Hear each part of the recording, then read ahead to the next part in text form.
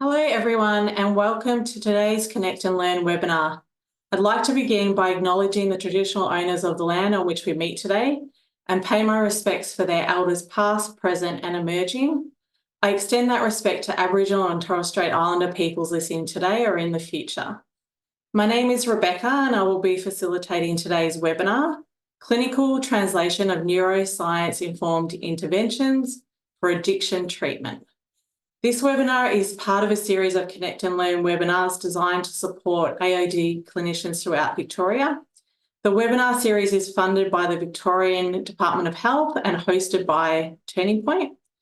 We like our webinars to be interactive where possible, so please ask questions via the Q&A function, not the chat function. The questions will be collated and answered by our presenter at the end. Please be aware that our webinars are recorded and you can access them later on the Turning Point website. We encourage you to stay to the end of the webinar and complete the exit survey when the QR code appears on the final slide. We will also send it via email later today. A copy of the presentation will be made available to you. So now I'd like to introduce our presenter, Professor Antonio Verdejo-Garcia. Antonio is a professor in research in the School of Psychological Sciences and the Turner Institute for Brain and Mental Health at Monash University. He's also an NHMRC Leadership Fellow and the co-chair of the Neuroscience Interest Group at the International Society of Addiction Medicine. You're extremely busy, Antonio, so thank you so much for making the time to join us today. Oh, my pleasure. Thank you very much, Beck, for the introduction, and it's really exciting to be talking here in front of you. So let me say straight away that I will be presenting some of the work that we have done, but also some of the work that lovely colleagues have done. So let me acknowledge Vic Manning and her team, Gloria Garcia, Alex Anderson, Professor Eric Garland, and Hamed Ektiari. So I'm going to be presenting at different points during today work that they have been the primary drivers of. And the first thing that I wanted to do is giving you an overview of what is the current understanding that we have of what are the neurobiological and neurocognitive alterations that are associated with addiction. And you have those represented in the brain render on the left side, and also in these little bubbles that have the name of the different systems. So what we think at the moment is that addiction is associated with alterations in at least 4 different systems in the brain and 4 different neurocognitive mechanisms. The first is what we call the incentive salience system, or some people call it the reward system. And essentially what happens in addiction is that there is an extreme sensitization of this system towards everything that has to do with substances or addictive activities. And that is represented, for example, in things like high sensitivity to cues, alcohol and drug cues. And at the same time, what happens is that the same system dampens down the value of many other natural reinforcers. And that includes all the things that we typically enjoy in life. So it can be our Netflix series, or it can be our friends, or it can be our holidays, whatever it is. There's a little bit of an imbalance between the value that the system gives to substance or addictive related activities and cues, and the one that gives to other reinforcers. Then we have a second system, which is represented here by the amygdala and the hippocampus, which is what we call the negative emotionality system. And there are a couple of things that occur. One is that there is a hyper exacerbation of everything that has to do with negative emotions and stress. And that's something that you probably appreciate in people presenting to clinical services, like an elevation of negative mood, an elevation of stress, hypersensitivity to negative stimuli.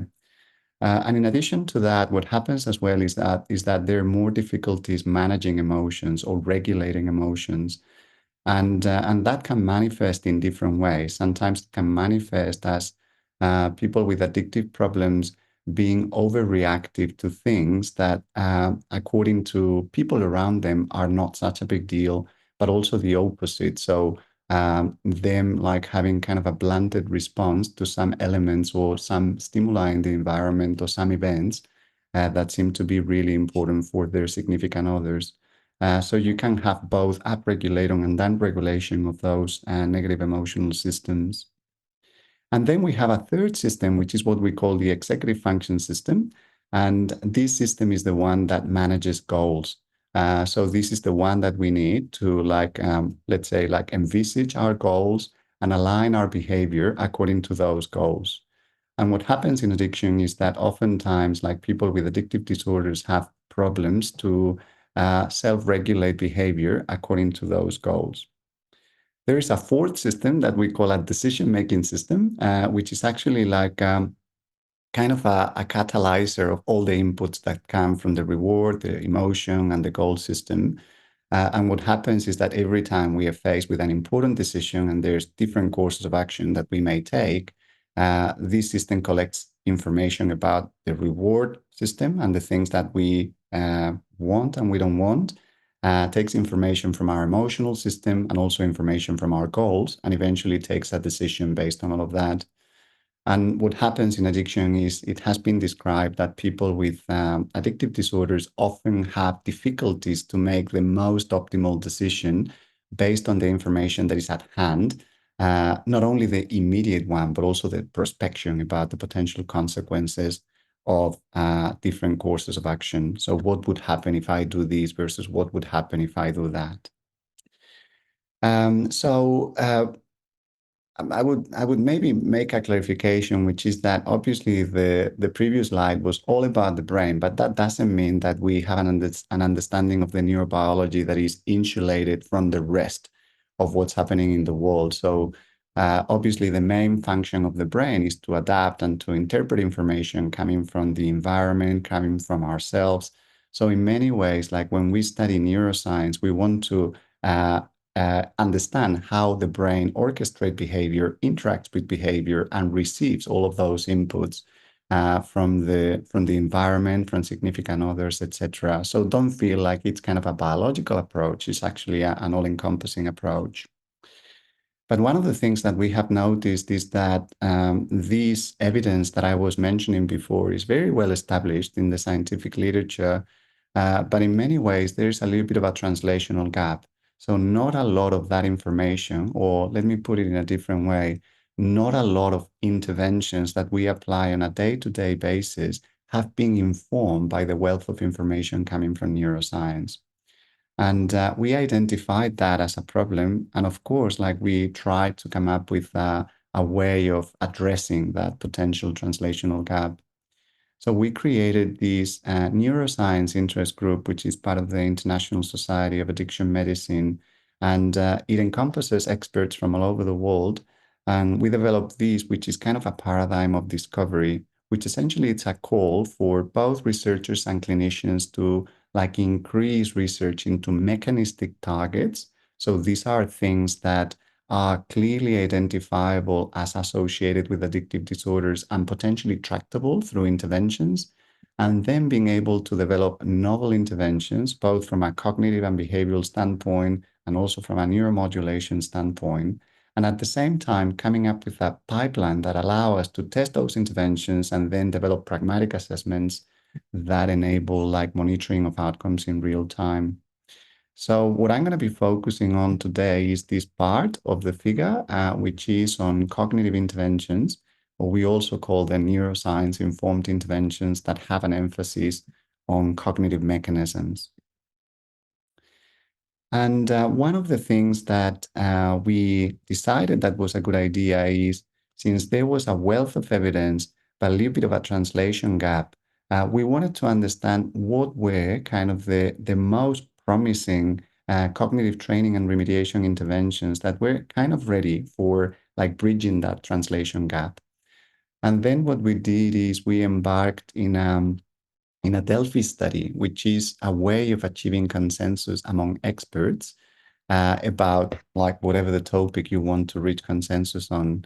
And in this case, what we wanted to do is to identify highly promising, highly translatable cognitive training and remediation interventions. So we wanted to understand, first of all, what should be the targets or the mechanisms of those interventions.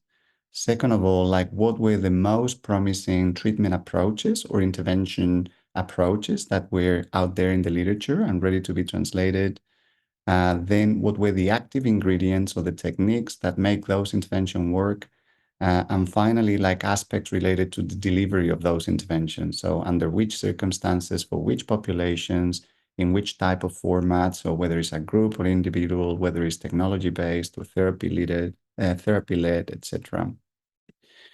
And the first part of that Delphi exercise, and I know like we have distributed the paper that describes the whole process. So if you are interested in more details, you could always check it out.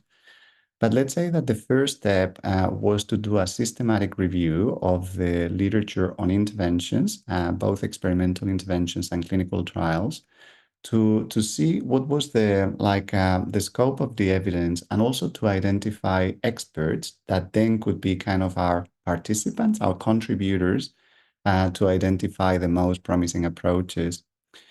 So through this systematic review, we identified more than 400 studies that had done testing of these promising interventions, and also around 25 people that seem to be the primary drivers of these studies all around the world.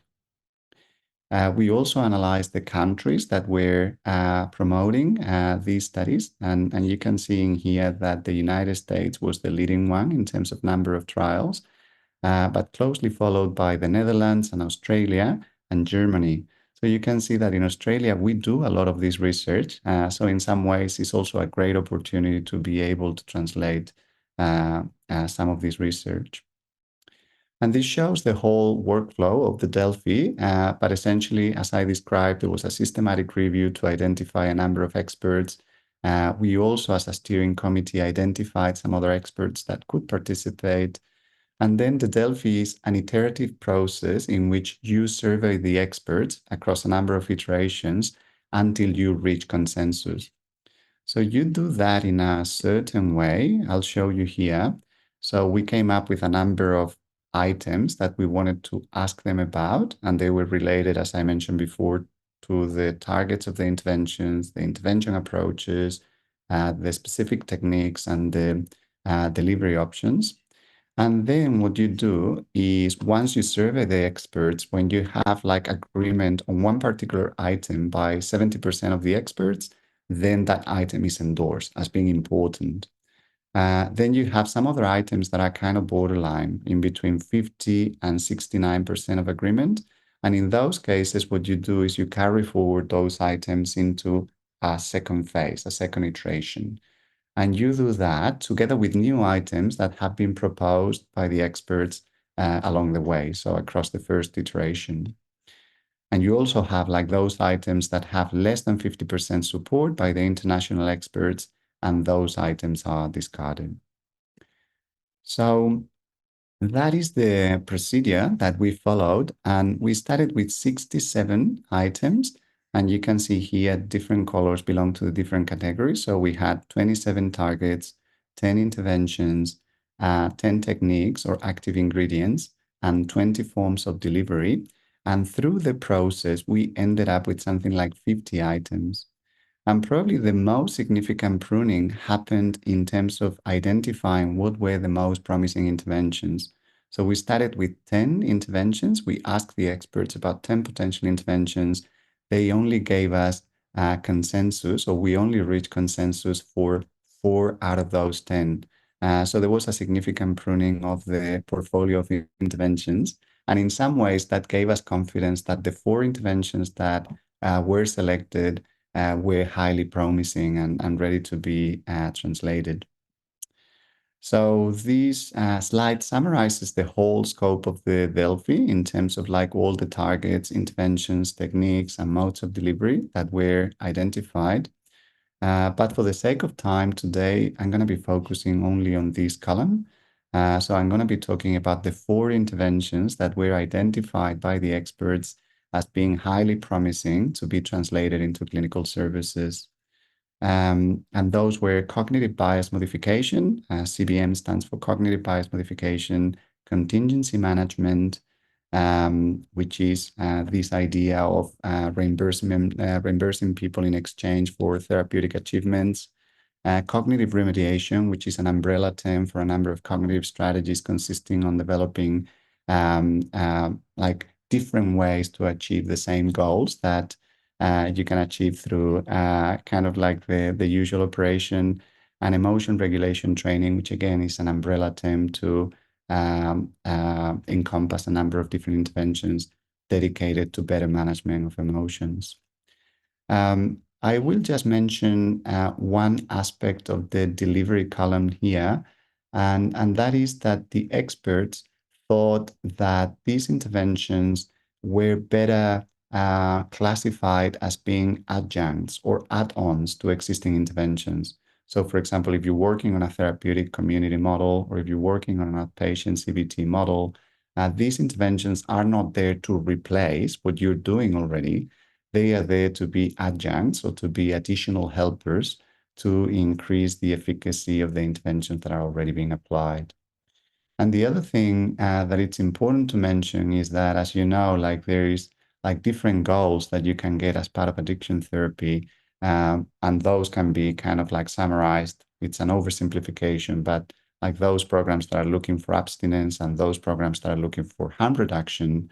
And what the experts thought is that all of these interventions can be applicable both in an abstinence-related model and a harm reduction-related model. So in some ways, they offer you a lot of versatility in terms of the areas in which they can be applied.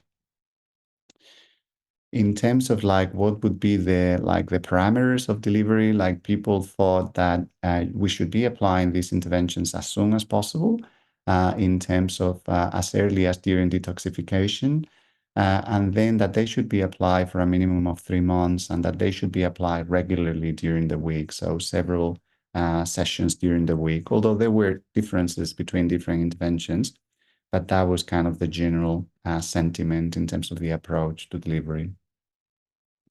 So that kinds of summarize like the main results of the Delphi. And then what I'm going to be doing in the rest of the presentation is I'm going to be showing like one by one what is the evidence that we have around each of these interventions. So cognitive bias modification, contingency management, a cognitive remediation, or one example of cognitive remediation, and emotion regulation training. And again, like one specific example of emotion regulation training. So starting with cognitive bias modification, I have to again acknowledge the work of Professor Victoria Manning and her team that have been primary drivers of this work, especially in the context of Australian studies. So cognitive bias modification is a family of interventions, but today I'm going to be focusing on approach bias modification, which aims to retrain motivational biases towards alcohol and drug use, and also to retrain motivational biases towards alternative reinforcers. So in some ways, tapping into those reward incentive salience mechanisms and how to reset the priorities of those mechanisms. So it's an extremely simple training in terms of like the way it operates. Like we just expose people to images of alcoholic drinks and non-alcoholic drinks. And then when they see images of alcoholic drinks, they have to push a good old joystick, and then the image becomes more tiny, tiny, tiny, and eventually disappears. And when they see a competitive reinforcer, which in this case are non-alcoholic drinks, then they have to pull the joystick towards themselves, and then the image becomes bigger and bigger and bigger. So that is the training. It has a very simple, let's say, operations, but it has shown across a number of studies that it's a very interesting and promising tool. So you can see here is a review of the literature on different randomized controlled trials comparing like approach bias modification to some type of sham control or active control or treatment as usual. And you can see that in most cases, like it has resulted in significant findings at the level of improving treatment outcomes. What we did, and this was a study led by Vic, was a multi-site randomized controlled trial of approach bias modification during inpatient detox. And this was probably one of the novelties of the study that was informed by some of our neuroscience research that essentially was telling us that during the detoxification period, when you do imaging pre and post the detox period, there is very intense reorganization of brain regions. So there's very intense spontaneous neuroplasticity during detox that in some ways we were wasting because we were not doing any active intervention occurring during those days that they are in acute detoxification. So in this trial, actually, what we did is applying approach bias modification during those days. There was a minimum of 4 days of training, and it was sham controlled. So there was a sham training, which was also exposing people to the images, but didn't have the approach and avoidance active mechanism. And we were looking into what was the efficacy of the intervention against an endpoint of 2 weeks, and we were measuring abstinence with the timeline followed back. And even though it's a relatively modest endpoint, this was based also on information on Intel that approximately 50% of the people that were attending alcohol detoxification, they were coming back to alcohol straight away after leaving the detox facility. So in some ways, even if it's a relatively modest endpoint, it was highly clinically meaningful because in many ways, if we managed to achieve reductions of alcohol use at that time, it was already a significant gain compared to the current patterns. In terms of the sample, you can see here all the characteristics. It was quite representative of the typical clinical population presenting for treatment on alcohol use disorder. When we did the randomization into the two different groups, there were not significant effects, and that means that the two groups were equivalent in terms of some of the background characteristics that would influence therapeutic outcomes. And these are the results for the primary outcome. So again, the primary outcome being like abstinence after 2 weeks, 2 weeks after detox. And here you can see the comparisons, both for the intention to treat. So this was with everybody that made any attempt to receive the treatment, even if they had done just one session, or those people that followed the per protocol that was defined as having 4 sessions of approach bias modification. And essentially, what you can see when you compare the abstinence rates in CBM versus sham, you can see that we achieve something like a 17% reduction of relapse rates after 2 weeks. So what is the longevity of those effects? I think we have good and bad news. The good news is that when we analyze 3 months, so the 3-month endpoint, there was still a significant advantage of CBM as compared to sham control, so 34.7 versus 21.6. So the effect is still maintained and significantly superior in CBM after 3 months. But after 6 months and 12 months, we didn't see the effect. There were still trends favoring CBM, but they were not significant anymore. So we have an intervention that with the current operations, like it gives us significant effects up to 3 months after the initial training. And one thing that I'm going to be discussing today is what is the mechanism. Like when you saw at the beginning, one of the main targets of the neuroscience approach is to identify what are the mechanisms that the interventions are capable of changing. And in this case, like the main mechanism was like a reduction in the alcohol approach bias. So after approach bias modification, the people that had done the active training were less reactive to those alcohol cues. And that is presumably one of the mechanisms that is underpinning the impact of the intervention. And here you see some of the testimonials that people were able to transfer this training into their daily life. So in this case, someone that was going to buy alcohol, but through remembering the strategy of pushing it away, was able to prevent that behavior. So in conclusion, the study that we did here replicated a lot of the studies that had been done before, with the novelty that we were able to implement it really early during the therapeutic process, and with effects that were even a little bit superior to what had been reported in the literature. You have this number here, which is the number needed to treat This is the number of people that have to be treated for one person to recover according to kind of the endpoints and outcome measures that you are taking. So in this case, it's an NNT of 8. If you want a benchmark, I was checking the NNT of Panadol and it's 4.5. But you wouldn't imagine your life without Panadol, right? So it's kind of like to give you a little bit of a benchmark of how interesting and promising these interventions could be.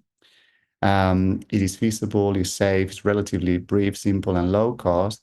But of course, it also has limitations like the fact that we were using self-reported alcohol use or the fact that we had like a longevity of around 3 months. So there's still room for improvement in there.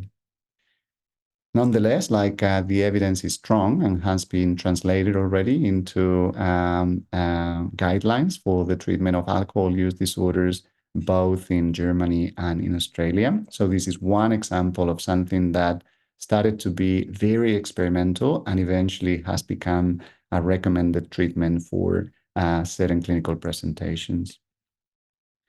There is a current trial running on an app-based version of it, and it even has like Coopers and all the super personalized things. You can personalize it to the individual. And this is something that Vic and her team, including myself, are testing at the moment. And we also using approach bias modification for different indications. Like for example, we have used it to like modify food choices and help people approach healthier choices and avoid the things that are energy dense, highly processed. So indications more related to addictive eating and food addiction. And we have also seen that in this case, again, with an app that people train for 7 to 10 days, and we were able to demonstrate significant changes in healthier choices after the training. And we also seen some of the brain underpinnings of those changes. Like, for example, in this little study, we observed that after the training, there was increased prefrontal activation during food choices. So in some ways, these trainings are directly tapping into some of their brain mechanisms that I was discussing at the very beginning. So that is for cognitive bias modification. The second intervention that was endorsed by the experts and that also taps into that incentive salience or reward system is contingency management. And I should probably make the case that contingency management is not an intervention that was developed from neuroscience. So it was developed from a purely clinical psychology, behavioral economics perspective. But what we have known over the years is that contingency management have the ability to interact with neurobiological mechanisms that contribute to ameliorate deficits in the reward system. So in that way, even though it was not theoretically informed by neuroscience, but it has shown the ability to interact with brain systems in a meaningful way. And that is part of the mechanisms that we think contribute to its efficacy. So, as I was mentioning at the beginning, like the main premise of contingency management is that you can pay participants in exchange for achievement and demonstration of therapeutic gains or therapeutic goals. And it is based on 4 very basic principles. So the first thing that you need to do is to select the target behavior that you want to achieve, and it could be abstinence, but it could be attendance to treatment services, or it could be any other potential target. Once you select the target, you need to have a mechanism in place to do a frequent monitoring of such behavior. So, for example, when it's the case of drug abstinence, you need to have an infrastructure to provide biological tests that have an immediate result. Then you have to systematically provide swift and tangible reinforcers when the target behavior occurs.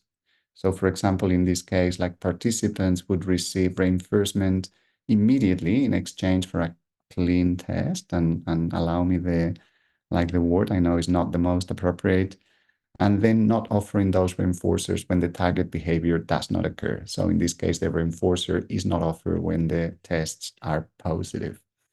So it's a highly efficacious intervention, and it's also cost effective. Obviously, there is an investment to do in terms of like developing a monitoring system, and also in terms of developing a good portfolio of potential reinforcers. They could be cash, they could be prices, they could be tangible reinforcers. Progressively, they could be replaced with community reinforcers. But it has shown to promote abstinence in the case of opioids, stimulants, methadone maintenance treatment, and cannabis. And in terms of retention, so improving retention in treatment has been demonstrated to be efficacious for alcohol, stimulants, and methadone maintenance treatment. What are some of the key variables that impact their efficacy? These are some of the critical ones. Like, first of all, the immediacy of the reinforcement delivery. So the reinforcement has to be delivered right after, checking that the target behavior has been achieved.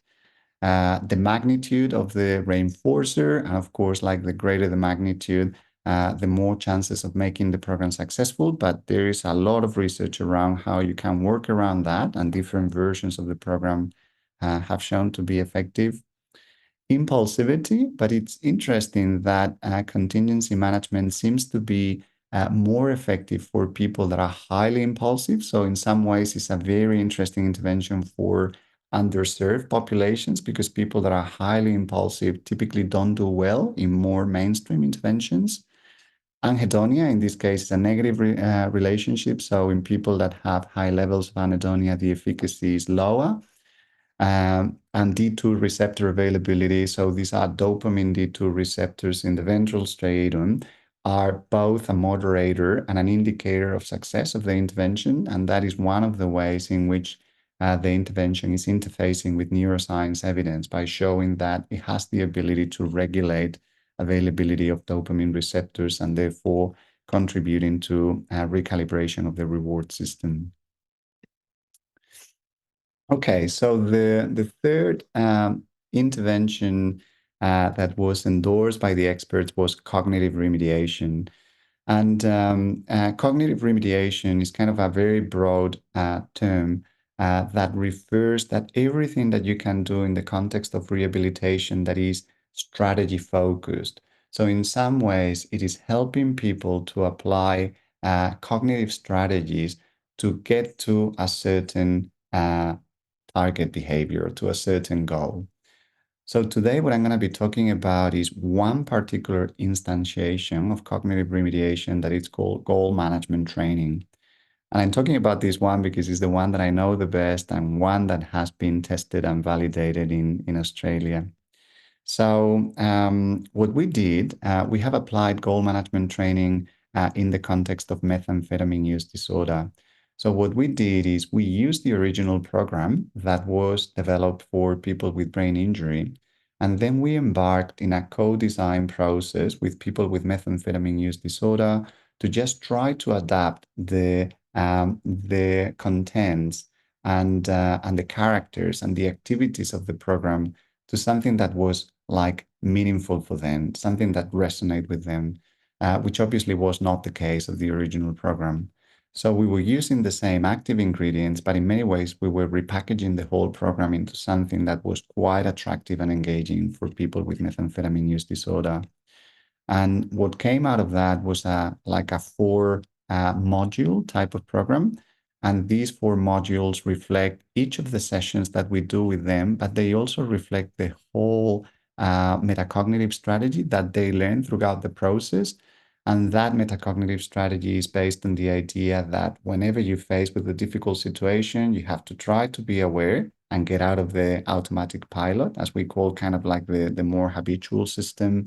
You have to pause and think. You have to try to envisage your goals, and you have to make the decision that seems more optimal according to those goals. So once we redeveloped and repackaged the intervention, we tested it in a single-blind, cluster randomized crossover trial, and we were collaborating with different therapeutic communities, including Odyssey House, Windana, and Arrow Health. And we had the intervention and an active comparator, which was Brain Health, which was a psychoeducation intervention, very similar in terms of let's say, appearance and exposure to the therapist, but critically lacking some of the active ingredients of the intervention. So we were recruiting participants that met DSM-5 criteria, criteria for methamphetamine use disorder. They needed to be enrolled in standard treatment. And the only reasons for exclusion that we considered were a primary diagnosis of psychosis or schizophrenia, very severe cognitive impairment, just because it has been shown that with people that have very severe cognitive impairment, they cannot get the benefit of the intervention, and also people currently taking benzodiazepines for the very same reason. Right. And so this is an overview of what the program entails. So we had 4 sessions, one per week. Each of those sessions was about 2 hours, and each of those sessions was training a very specific element, a very specific aspect of executive function. So the first one focuses on attention and awareness. The second one on impulse control. The third one on goal setting and envisioning, and the fourth one on decision making. And then we had a between session journal that they would do it every day. And this is a journal that we also co-design with people with lived and living experiences of methamphetamine use disorder. And it was full of activities that they had contributed to co-produce and that they had found highly engaging through the design process. And we also had, I'll go back here. So I'm going to show some of the activities that we did in each of the modules. So impulse control, goal setting, and decision making. This is one of the activities that we did for impulse control. They have to play the role of a bouncer in a Melbourne club, and essentially they have to use one of these things to indicate each of the persons that is entering the club, but they have to stop pressing the buzzer every time that there is someone called David trying to enter in. So it's a way of training like the ability to pause behavior, because that's something that they told us. We don't like the word stop. We like the word pause. So it's the ability to be able to pause behavior when that behavior is not appropriate to the context. We had a number of activities in the journal to help them identify goals. So identifying and visualizing and imagining goals, especially the ones that happen in the long term, is really hard. So we developed a number of activities, including this one, which is a billboard activity, to help them identify and visualize those goals. And we also design a number of activities to like make complex decisions a little bit simpler, in the sense of breaking them up into different actions that could be like measurable, that could be rapidly achieved, to eventually lead to the big goal that would be the achievement of the ultimate goal. So a number of different strategies tapping into all of those mechanisms. And then we had the control intervention that it was called brain health. And I have to say that like participants love this intervention and therapists love this intervention as well. So it was very well accepted, and it's very nice as well. But it's just based on psychoeducation. So psychoeducation about the brain and neuroplasticity and the 3 pillars of health: physical activity, eating habits, and sleep habits. And it was matched to goal management training in terms of like contact with the therapists and degree of exposure. It also had a journal, so it was pretty much the same.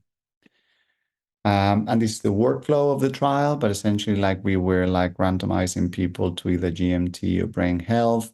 And these are some of the outcomes, but what I'll show you today are the primary outcome, which was a self-report measure of executive function, some cognitive test related outcomes, and some clinical ones. So those ones that are highlighted in red in there. The interesting thing is that for the primary outcome, that was, this is about like participants' characteristics, and they were very similar across the 2 different groups. In terms of the clinical characteristics, this is people that were using methamphetamine pretty much every day, and a greater degree of severity and mental health comorbidity, so kind of representative of the clinical population. So in terms of the primary outcome, this was a self-reported measure of executive dysfunction. So to what extent executive function was having an impact into their daily lives. And you can see that, you can see GMT in red and brain health in blue. that we didn't observe any differences between the two interventions, which in some ways is a pickle. But I think like one of the reasons that we thought that was the case is that through goal management training, if something like people were becoming more and more aware of some of the executive function difficulties that they were experiencing in daily life, and in some ways that contributed to greater awareness and not really capturing that change in the self-report. And one of the reasons we think that is that way is because when we analyze cognitive performance, so objective cognitive performance, in goal management training versus control, we observe that through the training, like people that did GMT became less impulsive, so more able to collect and gather information before making decisions, and also less sensitive to immediate reward. And you can see by the declines in here. And in both of those cases, the effect sizes were quite prominent. So no differences in self-report, but very significant differences when we were measuring the same thing in objective test measures. And probably the most interesting thing is that from a clinical perspective, we also observed that GMT was superior to the active control in terms of reducing severity of dependence symptoms for methamphetamine dependence. And actually, the effect sizes for that comparison were quite large as well. So again, here we have a cognitive remediation intervention that is able to significantly improve the targeted mechanisms and also to improve clinical outcomes in people, in this case with methamphetamine use disorder. All right, so, and just the last one, I don't know. Yeah, I think I'm going relatively well in terms of time. Like the final family of interventions that was endorsed by the experts was emotion regulation training. And again, what I'll be presenting now, it's a particular instantiation of emotion regulation training, which is a therapy called like mindfulness-oriented recovery enhancement, or the acronym, which is MORE. And it's a therapy that has been developed by Eric Garland in the United States. So these are the active ingredients of MORE. It's a multi-component emotion regulation training that is based on three main pillars. One is mindfulness, defined as non-reactive attention to thoughts, emotions, and sensations, while metacognitive reflecting on them. A second component is reappraisal, that it's reframing the meaning of stressful life events to see the event as benign, an opportunity and source of growth, and a learning opportunity. And savoring, which is focused attention on the pleasant sensory features of stimuli rather than on the immediate affective impact that they're going to have on you.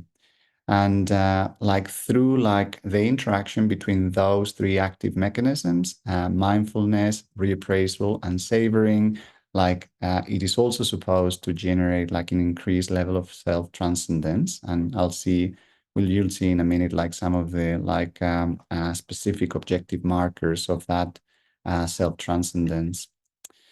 So these are kind of the active components and the different mechanisms that seems to be tapping on. So attentional control over automaticity, trained through mindfulness exercises, shift from affective to sensory processing through the savoring exercises, and restructuring reward valuation through the reappraisal exercises. Together, that has been indicated for a number of targets, and you will see in a minute like some of the effects. This is the session structure for MORE. It was originally a 10-session program, like one session per week.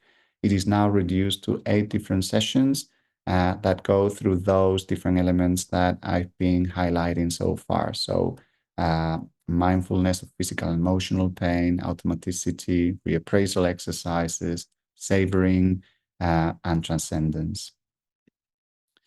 These are some of the results. So this is based on randomized clinical trials that the team of Eric Garland have done over the last few years, mostly on people with opioid use disorder. And this is the effect of MORE as compared to the standard active treatment, which is a supportive group intervention. And here you see the results across quarters like 3, 6, and 9 months. And you can see that the longevity of the training is very good and has shown to reduce both opioid misuse and the degree of opioid use among participants.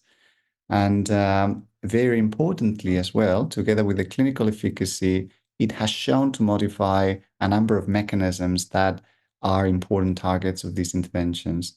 So through more, it's been shown as compared to standard supportive group therapy that you can reduce attentional biases towards opioid cues. So again, interacting with that reward incentive salient system.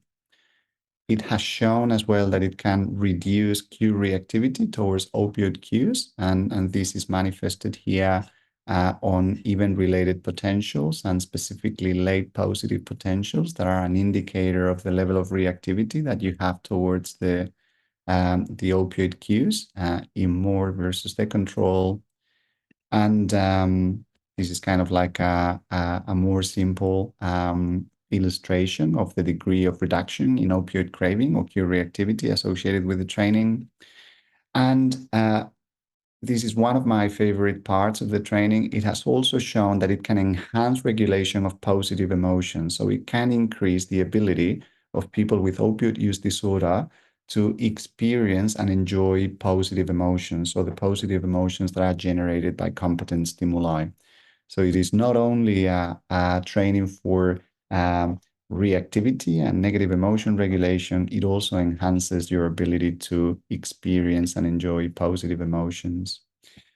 A lot of these seems to be mediated by the expertise in terms of like exerting each of those components. So the mindfulness, the reappraisal, the savoring, and it has been shown, for example, that part of the mechanism of the training is through normalizing and increasing midline theta, which is one of the components of the event-related potentials in the medial prefrontal cortex.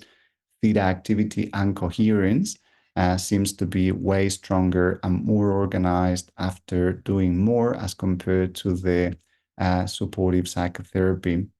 And one of the other really interesting aspects of more is that its efficacy and mechanisms have been replicated across at least 2 independent studies. So this was a replication and extension of the positive therapeutic effects that was published in Science Advances last year. In science, this is one of the best things that can happen when you have a replication of the original finding in a completely independent sample. And it is something that this training has been successful in demonstrating. So just a very brief discussion about like some of the key targets that I've talked about today. Like through neuroscience-informed interventions, you have the ability to interact and normalize or recalibrate things like reward processing, executive functioning, and emotion regulation. And these are really important targets in terms of like the pathophysiology and the experience of addiction. Through expert consensus, we were able to identify 4 interventions that can tap into those mechanisms. And those interventions are cognitive bias modification, contingency management, cognitive remediation, and emotion regulation training. And on top of that, I didn't go into that today, but through the Delphi, we also identified a rich set of specific techniques that you can use. This is kind of like the different ingredients in the recipe, and also a number of different delivery options that could be used to have a feasible implementation of these interventions into real life practice. Of course, that doesn't mean that it is easy to translate and implement these interventions, and that is something that has been maybe not a concern, but let's say an incentive for us to continue promoting, advocating, and developing research and translational initiatives to be able to move these interventions into day-to-day practice. And we recently published a small opinion piece on world psychiatry with some recommendations about how some of these interventions could be effectively translated into routine practice. And we think that some of the things we need are all-inclusive frameworks. I think like one of the issues that we have in addiction treatment and is many in many other aspects of mental health is that sometimes we have tensions between more behavioral or social approach and more neuroscience-based approach. And the reality is that we need a true biopsychosocial framework to be able to operate in the most inclusive and encompassing way that we can. We need co-location of people that is interested in clinical work and people that are interested in research, both at the educational degree, so able to be trained on both of those aspects at the level of bachelor and post-bachelor. And of course, like during intervention developing and intervention implementation, we need co-production with people with lived experience, their carers, clinical practitioners, and tech developers to be able to develop protocols that are feasible and that are well adopted and have a good uptake once they are out there in the wild. We also need top-down endorsed coalescence about indicators of success and KPIs. So for us researchers, we need to have clinical translation as a priority. For clinicians, they should have research as another priority so that the KPIs are well aligned and we're able to contribute to the same common goal. And we have also made a case for research funding to enable clinical providers to catch up with a lot of this evidence and to the technology that is needed to implement this evidence. And of course, like the possibility of implementing interventions and monitoring outcomes in real world settings. So that was a very packed presentation, I'm aware. So apologies if I've been a little bit too quick sometimes. Like I'm happy to take questions in a minute, but hopefully I've been able to give you a broad overview of what are the most promising neuroscience-informed interventions for addiction treatment and what could be a sensible roadmap into translating and implementing those interventions. If you want to know more, like I published a book a few years ago, and there's plenty of these and more into that book. And by now, more than happy to drink a little bit of water and take any questions that you may have. Thank you so much. Yeah, you'll definitely need the water, Antonio. I've got a few questions for you. Good. Are there any cognitive bias modification training apps freely available at the moment? Now, this question came a bit before you were talking about Vic and her team's app that's, in progress. Yeah, absolutely right. So I think like the current status of most of these apps is that they are used in a research context, but I don't think they are like out there in terms of like people downloading them without like having kind of like the umbrella of a research operation. But that said, I know that in the case of Modify, which is the app that Vic and her team are currently testing, that's a community-based project. So that means that it is open to everybody that is interested in reducing the drinking behavior and meet selection criteria. It is temporarily paused at the moment, but it will be resumed very soon. So yeah, if you're interested, like feel free to email me or email Vic, and we will surely give you all the information about how the app can be accessible. For the food addiction app, very similarly, like we've been able to open it for research during particular periods of time. When we're not actively doing research, we don't offer it to the public, among other things, because I think it would be still premature. And it's important to go all the checks and balances before you can make that available to everybody. But definitely that's one of the aspirations down the line to be able to offer it to the public once we have all the evidence and all the certainties that are going to be helpful. Thank you so much. Now, regarding ABM, what is the importance of personalised stimuli in order for the intervention to be effective? So probably the best answer is that we don't know yet. So we've been able to make the training effective without personalizing. But that has normally happened in a very well-controlled clinical context. Like, for example, when we were testing our approach bias modification on the computer with the joystick, people were undergoing detoxification, and there was kind of like a whole like clinical care team, and they were there because they were highly motivated. I think the personalization element becomes more important and prominent when you are offering these to people that is definitely interested in behavior change, but don't have all of those like resources available for them at that point in time. And therefore, like doing the traditional intervention can be sometimes a bit boring, sometimes a bit dull, sometimes like not really meaningful or relevant for what they're trying to achieve. But if you highly personalize the stimuli, then you have an important hook for them to see like the maybe the immediate effect or maybe the resonance that they need to engage with the training. And that is probably the main thing that personalization is doing. So we hope that it helps us to make the training more effective in those community-based studies that don't have that clinical support. Thank you. Is there scope to implement any of these interventions with clients with dual diagnosis and lack of insight? For example, schizophrenia with ongoing methamphetamine use or ABI? I think so. I think like there is, let's say, there is nothing in the comorbidity space that would preclude you from using some of those interventions. And actually, like for example, cognitive remediation has been successfully applied in the context of psychosis and schizophrenia. Probably the field there is even more mature than in the case of addiction. But obviously, like one of the things is you always have to adapt not necessarily the active ingredients, but the content, the environment, the activities, all of those things have to be highly catered to the population. And obviously, like dual disorders is a very broad term. If, for example, if we're talking about the comorbidity between addiction and personality disorders, like goal management training in the way that it is at the moment is almost perfectly suited for it.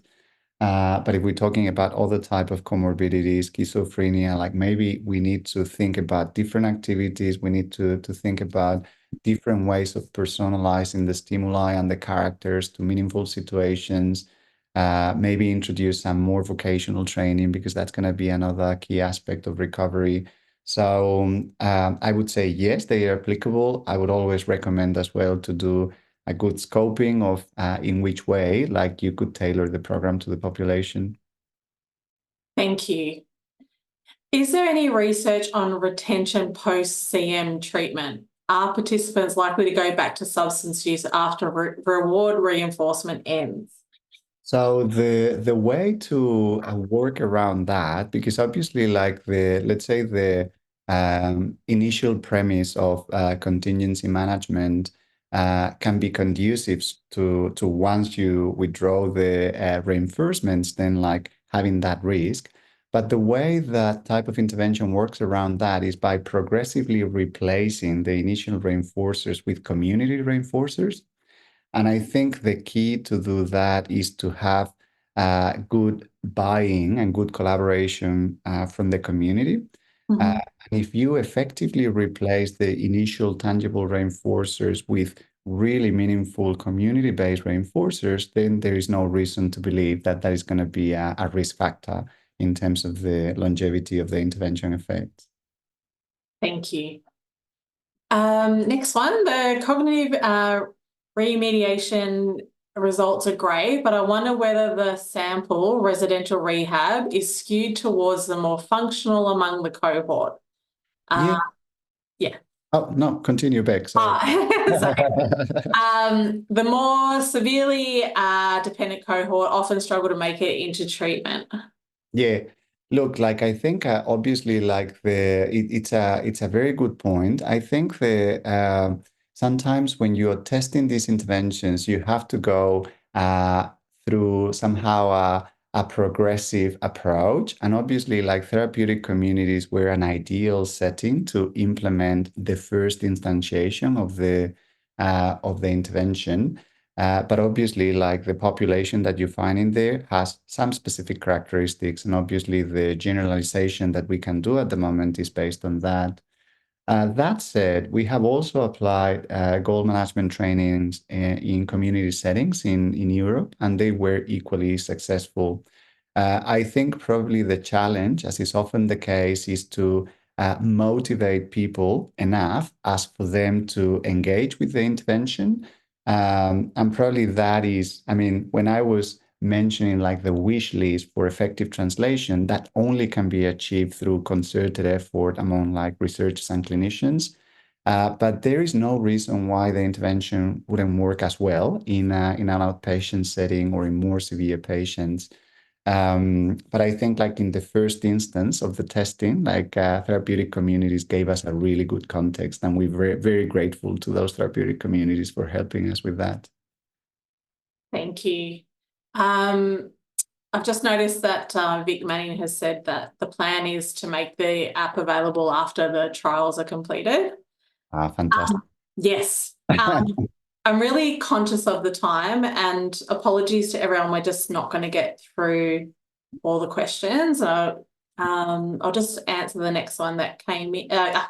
Ask you to answer the next one that came in, Antonio. Why has the MORE program been favoured over DBT? I'm not sure I understand the question. I think like they have two different approaches. I think once more was developed and was developed in a certain context, I think the challenge for more was to demonstrate its efficacy. And I think like that is like the evidence that I was showing today. I'm not aware of a head-to-head comparison with DBT. So if that is the question, I don't think we have the evidence of that. I'm not aware either of what would be the optimality of DBT for opioid use disorder and opioid misuse. So it could be a question of just like what intervention seems to be best matched with the population characteristics. I'm trying to interpret the question as like probably DBT and more have some active ingredients in common. And it does as well with other type of mindfulness implementations. But what I think is really interesting is that Moore has a really comprehensive theoretical framework that is highly mechanistic, and that it's been able to demonstrate effect on each of those mechanisms, which I think it's really, really impressive. But yeah, in terms of head-to-head comparison, I'm not aware of them.